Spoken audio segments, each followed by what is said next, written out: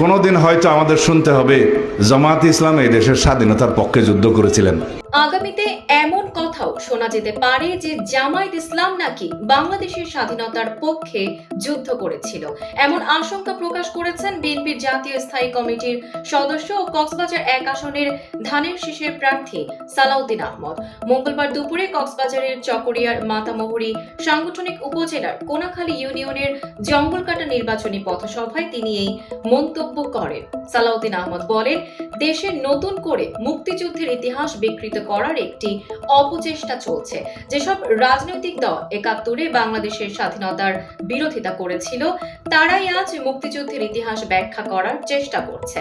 তিনি অভিযোগ করেন, সম্প্রতি ওই দলের আমির বাংলাদেশের স্বাধীনতার ঘোষণা নিয়ে বিভ্রান্তিকর ও অসত্য তথ্য দিয়েছেন। তিনি বলেন, শহীদ রাষ্ট্রপতি জিয়াউর রহমান স্বাধীনতার ঘোষণা দেননি, এমন বক্তব্য ইতিহাস বিকৃতির শামিল। যারা 71-এ স্বাধীনতার বিরোধিতা করেছিল, তাদের কাছ থেকে এমন বক্তব্য আসা অস্বাভাবিক নয়। সালাউদ্দিন আরো বলে, জামায়াত ইসলাম একজন মুক্তিযোদ্ধাকে দলে যুক্ত করে সাইনবোর্ড হিসেবে ব্যবহার করছে, যাতে তারা নিজেদের মুক্তিযুদ্ধের পক্ষের শক্তি হিসেবে উপস্থাপন করতে পারে। তবে দেশের প্রকৃত মুক্তিযোদ্ধারা এ ধরনের প্রতারণা কখনোই মেনে নেবেন না এবং এর বিরুদ্ধে প্রতিবাদ জানাবেন বলে তিনি আশাবাদ ব্যক্ত করেন।